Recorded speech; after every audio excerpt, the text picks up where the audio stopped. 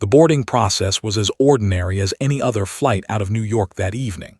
Passengers shuffled down the jet bridge, balancing carry-ons, sighing impatiently at delays, or fumbling for boarding passes.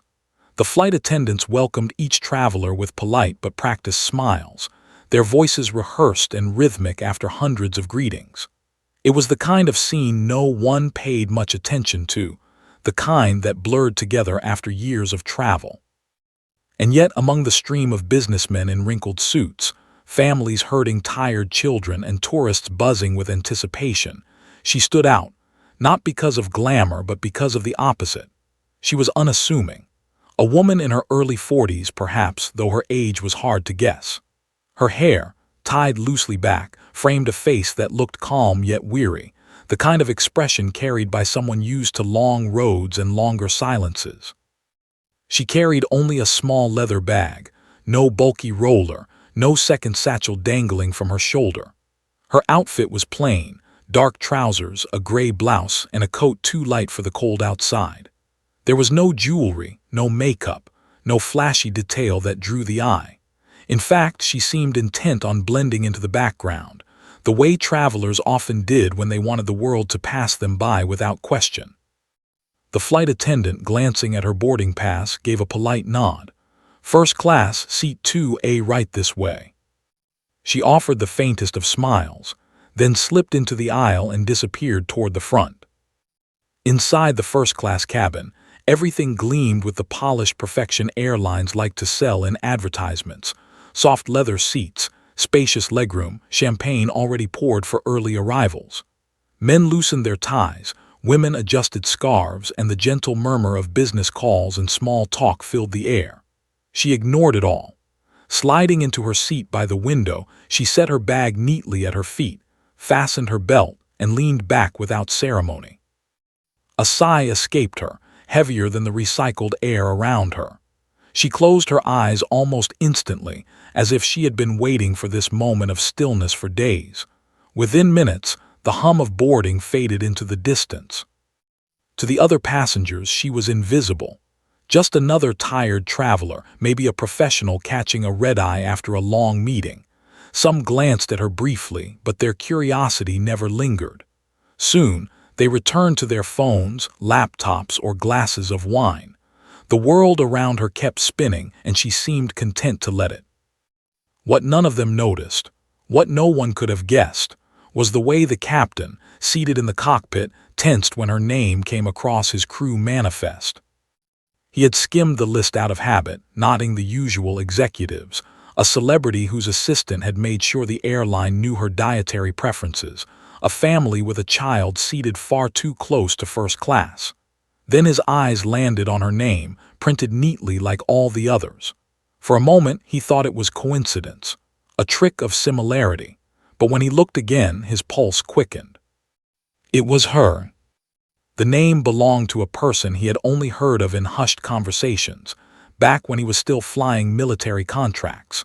A person whose reputation lingered in classified files, her story passed in fragments and rumors.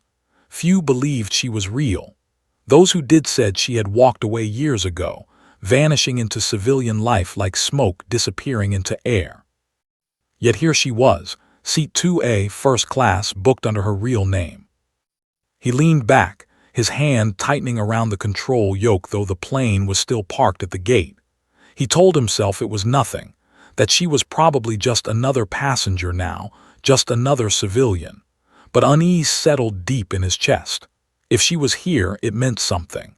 People like her didn't just show up randomly on evening flights across the Atlantic. Outside, ground crew waved signals as luggage was loaded. Inside, passengers buckled in as the cabin door closed with a final hiss. The familiar safety announcement droned overhead, attendants moving down the aisles with well-practiced gestures. The engines roared, vibrating softly through the seats.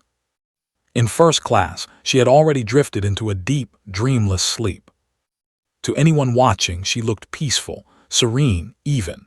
But to the pilot, the sight of her stirred questions he dared not ask, because if she was on board, sleeping quietly, then the calm that blanketed this flight might not last.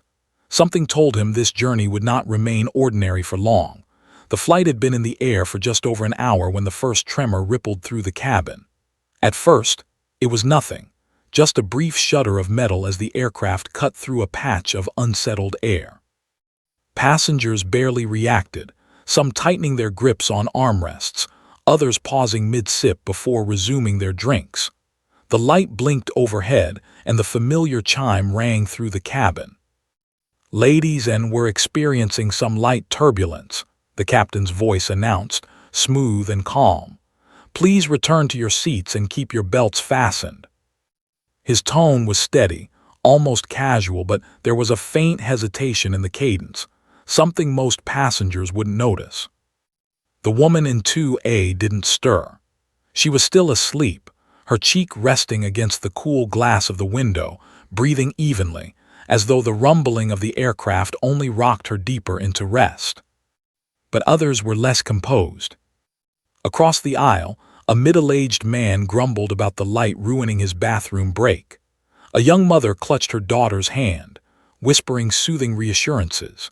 In the economy section, laughter turned nervous, conversations muted to low tones as people glanced at one another, silently asking if this was normal.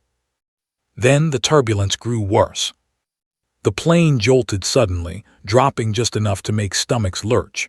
Drinks sloshed, one glass spilling into a startled businessman's lap. Gasps echoed, followed by uneasy chuckles. A flight attendant moved quickly down the aisle to help, though her hands shook slightly as she blotted at the mess with napkins. In row 14, a man in a gray jacket shifted in his seat. His movements were sharp, restless, out of sync with the rhythm of the plane. While others sat still, waiting out the shaking, he kept glancing toward the cockpit door. His eyes darted, calculating, his jaw clenched tightly as though he were waging some inner war. One attendant noticed, frowning. She whispered something to her colleague, who also cast a wary look toward the man. Training dictated they stay calm, but unease prickled beneath their professional smiles. "Just turbulence," one murmured, forcing a laugh as she handed a passenger a blanket. "Happens all the time." But her eyes didn't leave the man in gray. Back in the cockpit, the pilot adjusted the controls, sweat beading along his hairline. The turbulence wasn't severe, certainly not enough to explain the tension threading his voice earlier. The truth was, he wasn't focused on the weather at all. His mind was elsewhere, on seat 2A and the woman who still hadn't stirred. Minutes earlier, a coded transmission had come through from ground control. It hadn't mentioned turbulence. It hadn't mentioned weather. It had mentioned her. The words replayed in his head: "Confirm passenger manifest. Possible operative. Maintain discretion. Do not engage unless necessary." He'd nearly dropped the radio. Possible operative. That wasn't terminology air traffic control used lightly. And it wasn't a warning for just anyone, it was for her. He glanced again at the list taped beside his instruments. The name stared back at him, bold, undeniable. She wasn't a ghost or a story anymore. She was on his plane. His eyes flicked to the surveillance monitor showing the cabin. For a second, he let his gaze linger on her seat. She looked peaceful, harmless even. Then the camera shifted, capturing the man in gray, now standing, muttering under his breath as he moved a step closer to the aisle. The pilot's gut twisted. Something about that man's posture screamed danger. Down in the cabin, murmurs began to spread. People noticed his packing, his clenched fists. The attendants whispered again, this time sharper, their eyes darting between each other and the cockpit. "Should we?" one started. "Not yet," the other replied quickly. "Keep it quiet." But silence was impossible to maintain. A child pointed at the man, whispering too loudly. "Mommy, why's he so mad?" The mother shushed her, casting a nervous glance at the stranger. The tension coiled, unspoken but palpable. And still the woman in 2A slept. The pilot tightened his grip on the controls, his jaw set. The turbulence, the whispers, the strange man, it all blurred into one gnawing realization.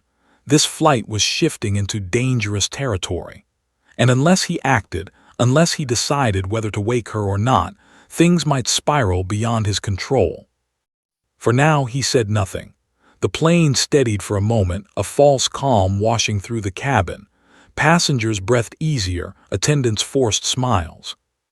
But the man in gray did not sit back down, and the woman with the forgotten call sign still dreamed in her seat, unaware of the storm that was about to break. The turbulence faded, leaving the aircraft gliding smoothly through night skis. Yet inside, the cabin air was far from calm. Unease lingered like static, settling in the space between nervous glances and hushed conversations. The man in the gray jacket had become the silent center of attention. He wasn't shouting or making a scene, not yet, but his movements unsettled everyone. He stood when others stayed seated, paced the aisle with sharp, clipped steps, then sat abruptly only to rise again moments later. His muttering, low and incoherent, carried just enough edge to send a ripple of dread through nearby passengers. The attendants noticed every twitch. "Sir, I need you to return to your seat," one said softly, blocking his path with a professional smile. His eyes cut to hers, cold, flat, as though he were staring through her. For a moment she thought he might lash out, but then he moved past without a word, brushing her shoulder hard enough to make her flinch. "He's agitated," she whispered to her colleague once he disappeared toward the back. "Agitated?" The other's voice dropped to a near whisper. "That's more than agitated. Did you see how he keeps looking at the cockpit door?" They exchanged a glance heavy with unspoken fear. Training manuals could only prepare them so much. This wasn't a routine drunk passenger. This felt different. Rows of eyes followed the man as he moved. Parents hushed their children, businessmen lowered their voices, and a nervous laugh or two tried, and failed, to cut through the tension. Fear had begun to grow legs creeping up the aisles.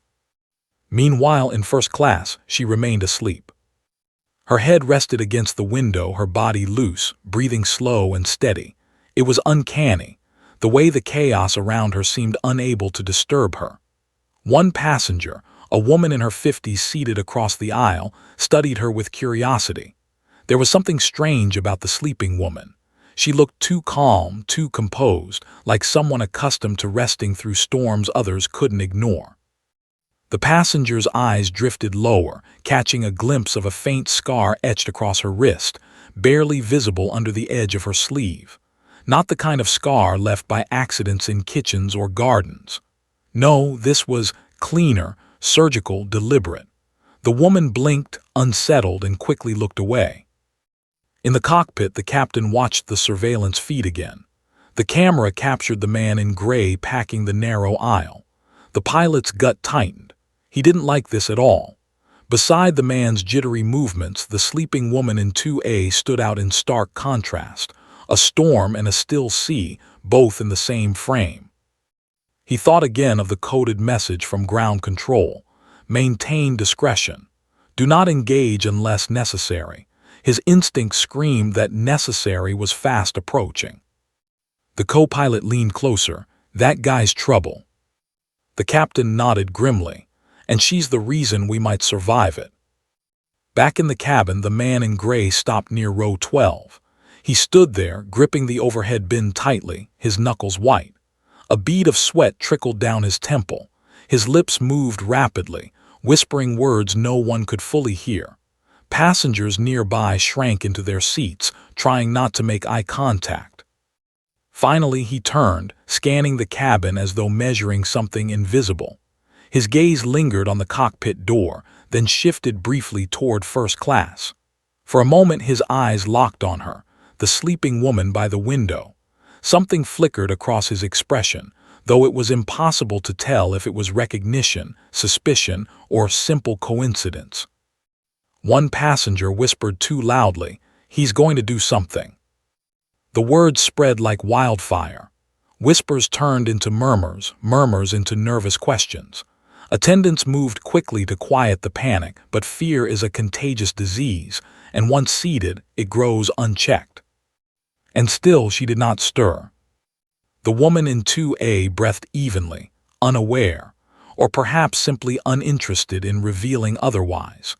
But beneath her stillness, the scar on her wrist hinted at a truth no one yet understood. The storm in the cabin was building, tension coiling with every restless step of the man in gray. Something was about to break. And when it did, the passengers would learn that the quiet woman by the window was not the kind of person they imagined. Not even close. The cockpit was quiet except for the steady drone of engines and the occasional hiss of static over the radio. The captain sat rigid, hands clenched on the yoke, eyes flicking between dials, screens, and the surveillance monitor. He was a man trained to handle storms, mechanical failures, even the weight of hundreds of lives in the balance.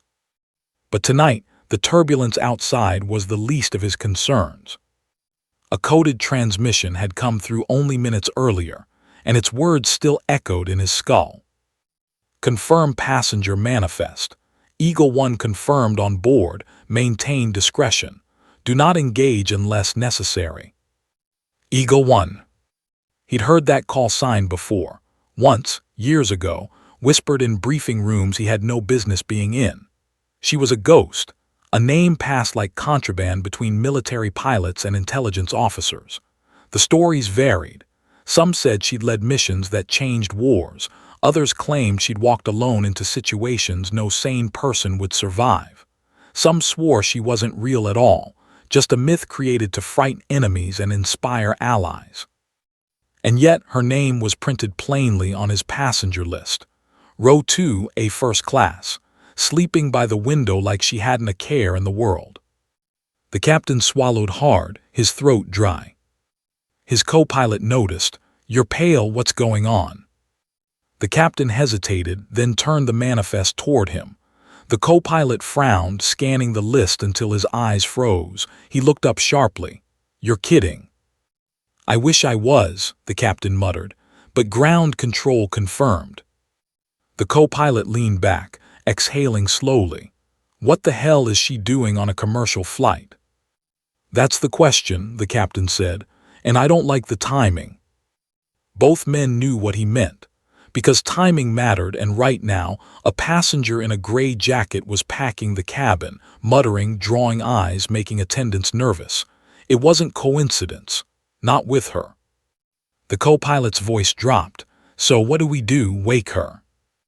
The captain's hands flexed on the controls. The thought had crossed his mind a dozen times already. A part of him wanted to storm into first class and shake her awake, demand answers. But another part of him hesitated. If the legends were true, waking her might not be as simple as nudging a sleeping passenger. People like her didn't live quiet lives without reason. If she was hiding in plain sight, it meant she wanted to be forgotten.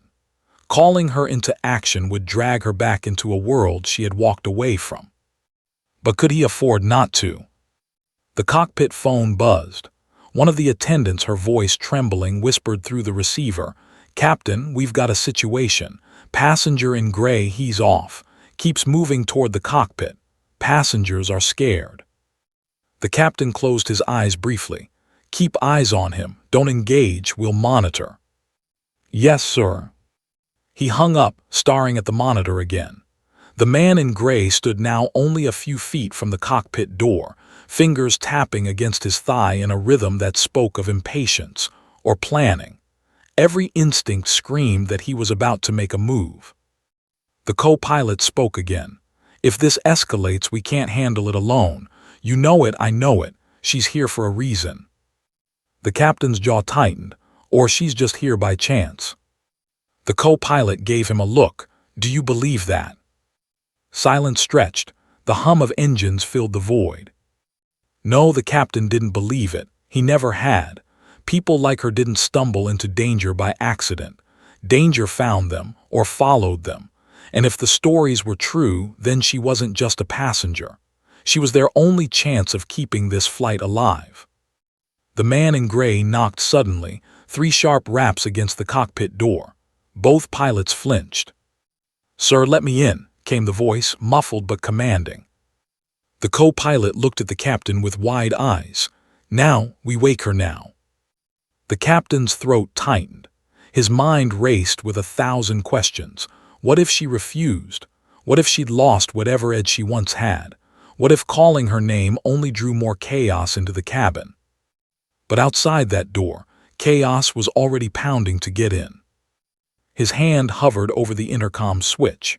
His lips parted, the weight of a single decision pressing down on him like gravity itself. Wake the ghost or face the storm alone. The pounding on the cockpit door grew harder, more insistent, the sharp thuds echoing through the cabin like gunshots. Gasps rippled among the passengers. Children cried, clinging to their parents. Flight attendants rushed forward, but hesitation froze their steps. They had training for unruly passengers, for medical emergencies, even for bomb threats. But this, a man demanding access to the cockpit mid-flight. That was the nightmare they all prayed never to face. "Step away from the door," one attendant shouted, her voice shaking despite her attempt at authority. The man in gray didn't listen. He slammed his palm flat against the reinforced barrier, then his fist, again and again. "Open it," he barked, his voice deep and harsh, his accent blurred but urgent. "You hear me? Open it now." Every seat seemed to shrink inward. Passengers cowered, some ducking low, others pulling out phones in trembling hands despite knowing they had no signal. Murmurs turned into panic. The plane, once filled with quiet conversation and clinking glasses, now roiled with chaos. Inside the cockpit, the captain's pulse hammered. He could feel the vibrations of each blow against the door. His co-pilot stared at him, pale, sweating. "He's going to keep coming," the co-pilot muttered. "It's him. It has to be." The captain's hand hovered over the intercom, torn between protocol and instinct. Protocol said keep the door sealed at all costs. Instinct said they had one chance left, and she was it. Another slam shook the door. Screams erupted from the rows nearby. One man tried to stand, but the hijacker shoved him down brutally. That act erased all doubt. This wasn't paranoia. This was a hostile takeover in motion. The captain closed his eyes, exhaled, then pressed the intercom button. His voice, usually calm and commanding, came out raw with urgency. "Eagle 1, he called. "Eagle 1, we need you now." The cabin fell into stunned silence. The words cut through the chaos like a blade. No one understood them, yet they carried weight, a strange authority that froze everyone in place. All eyes turned instinctively toward the front of first class, toward the woman in 2A. Her eyes snapped open instantly, like a soldier awakened by an alarm. There was no trace of drowsiness, no confusion. She inhaled sharply, sat upright, and in one fluid motion unbuckled her belt. Her movements were economical, precise, rehearsed, not the actions of an ordinary passenger startled awake, but of someone trained to respond in seconds. The man in gray noticed too. He froze mid-pound, his eyes narrowing at the sight of her rising. The cabin seemed to hold its breath. She stood slowly, stretching her shoulders as if shaking off a long, heavy coat. Her gaze scanned the scene, the terrified faces, the trembling attendants, the hijacker still pressed against the cockpit door. Her eyes sharpened, cold and assessing, calculating the angles of the aisle, the distance between herself and the threat. Passengers whispered frantically. "Who is she? What's Eagle 1? She was asleep the whole time." But she heard none of it. Her focus was absolute. The hijacker snarled, stepping back from the cockpit. His hand dipped into his jacket, flashing something metallic. Gasps erupted. Some thought it was a gun, others a knife.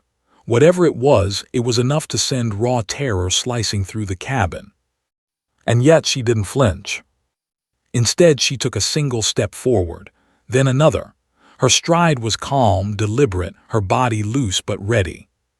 "Sit down," she said, her voice low but carrying with uncanny weight. The man in gray blinked, momentarily thrown off by her presence, by her commanding tone. It was the first time anyone had spoken to him without fear. The attendants, wide-eyed, backed away to give her space. Passengers craned their necks, whispering as though they were witnessing something out of a film. The hum of the engines filled the silence. The hijacker sneered, brandishing his weapon more boldly now, perhaps to mask the hesitation flickering in his eyes. He stepped toward her, trying to intimidate. "Stay out of this," he growled. But she only tilted her head slightly, like a predator studying prey. "You don't want to do this," she said. Her words weren't a plea, they were a statement of fact. And for the first time since boarding, the man in gray looked unsure. The atmosphere had shifted. The panic hadn't vanished, but hope flickered in the faces around her. The captain's gamble had worked. The ghost had awakened. And the storm at 30,000 feet was about to meet its reckoning. The woman in 2A moved with a precision that silenced the cabin. There was no rush in her stride, no wasted motion, no trembling hesitation.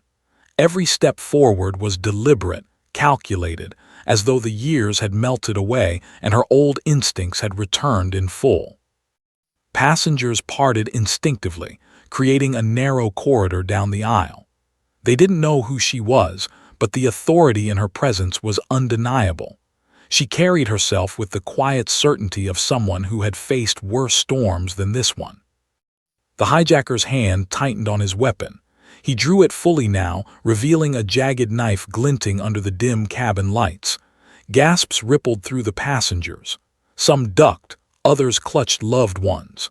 One attendant stifled a sob, retreating toward the galley.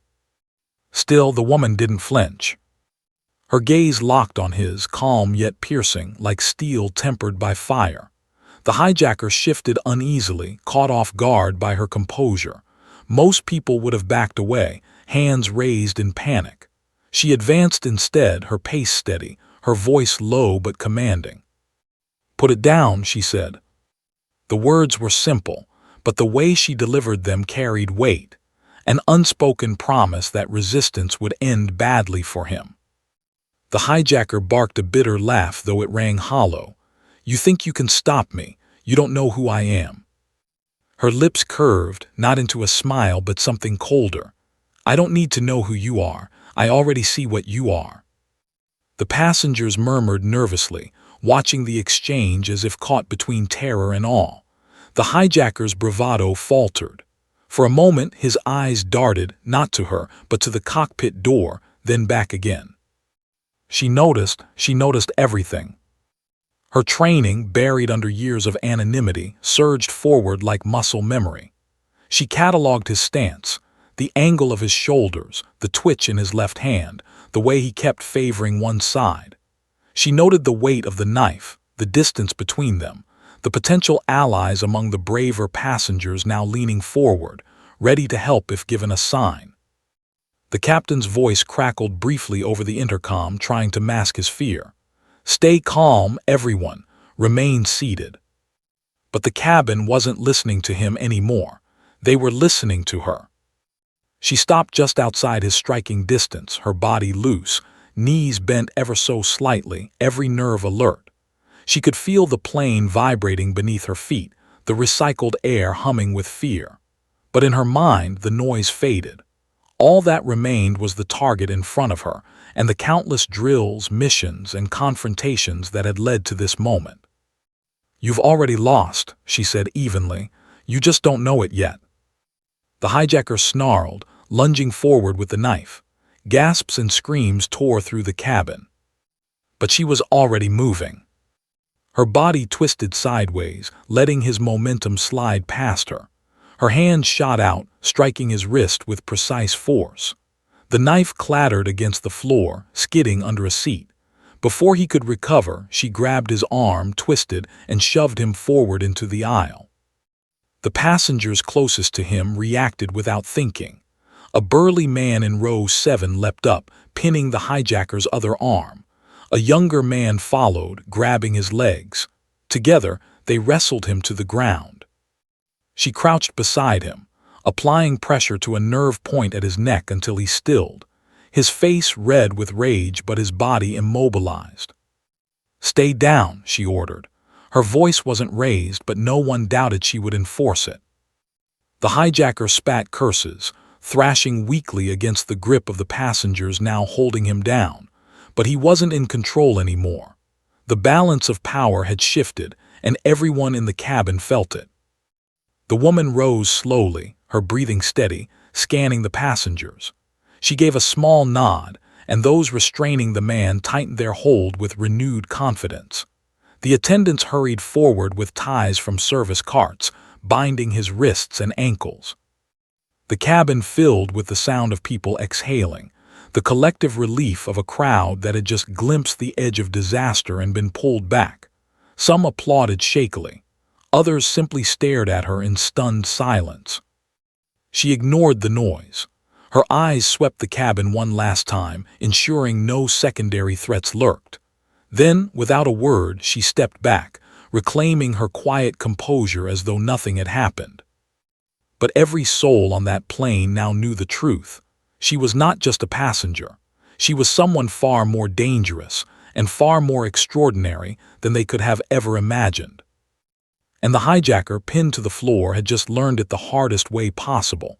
The hijacker writhed on the floor, wrists bound tightly by the attendants' makeshift restraints. His chest heaved as he spat muffled curses, his eyes darting like a trapped predator searching for an opening. Passengers leaned away from him, but their terror had shifted into something different now: curiosity, relief, even awe. The woman in 2A, still standing with quiet authority, studied him carefully. Something about his fury unsettled her. It wasn't the desperation of a man who had failed his mission.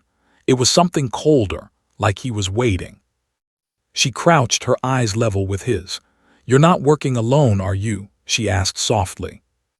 His lips curled into a smile, bloodied where his teeth had cut into them during the struggle. "Too late," he whispered. The words froze her. Before she could press further, the aircraft jolted violently, sending luggage tumbling from overhead bins. Screams erupted as passengers grabbed at their armrests. Oxygen masks swung loose, bobbing wildly in the aisle. The captain's voice came over the intercom, shaky but trying to mask the fear. "Ladies, and please remain seated. We've hit unexpected turbulence." But she knew better. The timing was no coincidence. Her instincts screamed danger, and she shot a glance down the aisle. That's when she saw it, a second man, seated calmly until now, rising with unnatural stillness. His jacket shifted, and she caught the glint of metal. Her pulse surged. "A partner." "Down," she shouted, her voice slicing through the chaos.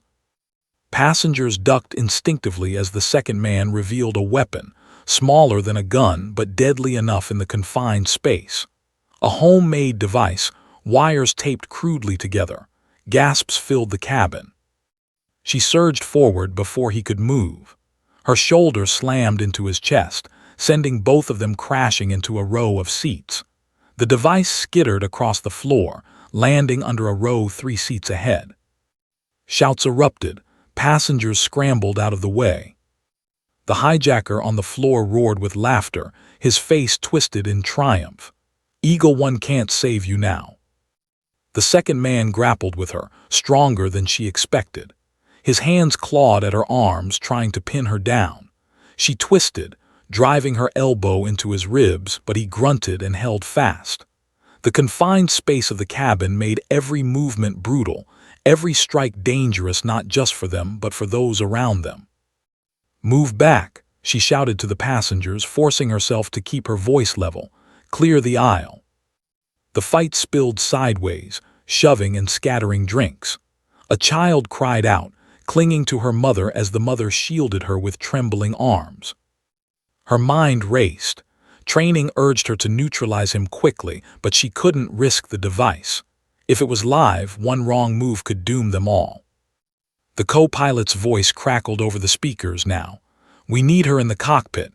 Eagle One, report." But she couldn't, not yet. With a sharp twist, she shifted her weight, flipping the man partially onto his back. Her knee pinned his chest for a second, just long enough to strike a nerve at his shoulder joint. He screamed, his grip loosening.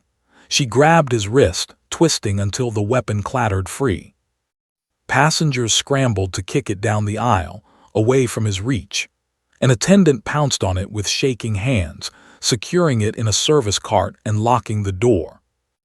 The man thrashed, but she pressed him hard against the floor, breathing steady despite the chaos. Her hair clung to her forehead, damp with sweat, but her eyes were sharper than ever. "Who else?" she demanded, her voice a growl. "How many?" He spat upward, missing her face by inches, enough to finish this. Her jaw tightened. Suddenly the plane jolted again, harder this time. Lights flickered. A low alarm buzzed from the cockpit. Gasps echoed through the cabin as the co-pilot's voice returned, panicked now. "Eagle 1, we've lost partial control. Stabilizers are compromised." The words sent a chill through her. She turned her head toward the cockpit, then back at the restrained men. The realization struck like lightning. They weren't here just to hijack. They were here to bring the plane down. And unless she acted fast, everyone on board would pay the price. The cabin trembled as alarms wailed faintly from the cockpit. Overhead lights flickered, bathing terrified faces in strobing flashes. Every jolt of turbulence felt sharper, more unnatural, as though the aircraft itself was straining under an invisible hand. Pinned to the aisle floor, the second attacker writhed beneath her knee, his words gnawing at the passengers' nerves. "Too late. You'll all burn in the sky." Her heart pounded, but her training forced her into focus. Panic was the enemy now. She slammed her elbow into his jaw, silencing him, then barked at the attendants. "Keep both restrained, no mistakes. Secure that device in the rear galley and guard it." The attendants scrambled to obey, their fear yielding to her steady authority. Passengers murmured, some whispering prayers, others clutching hands, their eyes fixed on the woman who had become their unshakable anchor. She rose, breath controlled, and turned toward the cockpit. The captain's strained voice called through the intercom again. "Eagle 1, we can't stabilize her. We need you now." Without hesitation, she moved. The aisle cleared for her, passengers pressing back as if parting for a soldier marching to the front line. She opened the reinforced door with the emergency override the crew provided and slipped inside. The cockpit was chaos. Warning lights blazed across the control panels. The captain's knuckles were white on the yoke, sweat dripping down his brow. The co-pilot fought with systems, muttering coordinates into the radio, but static swallowed every word. She slid into the jump seat, eyes scanning the instruments with practiced clarity. It had been years since she'd last sat in a cockpit like this, but nothing truly left her. "Talk to me," she ordered, voice sharp. "Stabilizers aren't responding," the captain said quickly. "Pitch keeps diving. If we don't correct, we'll lose altitude over open ocean." Her gaze narrowed. Sabotage. The hijackers had done more than terrorize, they'd tampered with the systems. "Manual override," she snapped. "Reroute hydraulics through backup." The co-pilot blinked at her, startled. That could work, but how do you?" "Do it," she barked. Something in her tone erased hesitation. The co-pilot obeyed, hands flying over switches.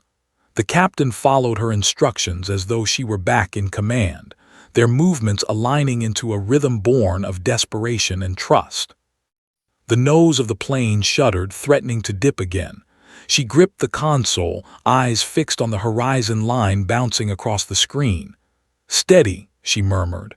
"Come on, hold together." The captain's muscles trembled, sweat streaking his face, but the yoke began to respond, sluggish yet alive. The plane leveled slightly, easing the stomach-lurching descent. In the cabin, passengers clung to their seats as the sudden dive slowed. Some sobbed with relief, others whispered, "She's doing it, she's saving us." But it wasn't over. Warning sirens wailed again, fuel imbalance now flashing in red. Her jaw set, one problem at a time. She pointed at the co-pilot. "Switch tanks, balance the feed before we lose an engine." "Yes, ma'am," he stammered, then caught himself. "Yes, Eagle 1." Hearing the call sign again sent a pang through her chest. She had buried that identity long ago, walking away from the life of missions, combat and shadows. Yet here she was, saving lives at 30,000 feet, her past resurrected in front of strangers who now knew her only as a myth come alive. The plane steadied further, the alarms dulled. Oxygen masks dangled uselessly, swaying with the soft hum of engines that, for now, obeyed. Silence fell, a heavy, fragile silence. She leaned back, breath deep and steady. The captain looked at her with something like reverence. "Who are you?" he asked quietly. Her eyes lingered on the endless sky through the cockpit window. A faint, weary smile touched her lips. "Just a passenger," she said. Back in the cabin, attendants relayed updates. The attackers fully restrained, the device disarmed and locked. Passengers erupted in quiet applause, relief rolling like a wave. Some cried openly. Others sat stunned, staring at the woman they knew had changed everything. She slipped out of the cockpit, returning to her seat in 2A as if nothing had happened. She pulled the belt across her lap, reclined slightly, and closed her eyes once more. This time, no one mistook her for ordinary. The captain's voice echoed over the intercom, steadier now. "Ladies, and we are secure. Prepare for landing." Applause roared, but she didn't move. Her breathing slowed, her face serene, as if slipping back into that quiet dream from before. She slept quietly in first class again. But now the world knew. When chaos came, Eagle One answered. And silence followed,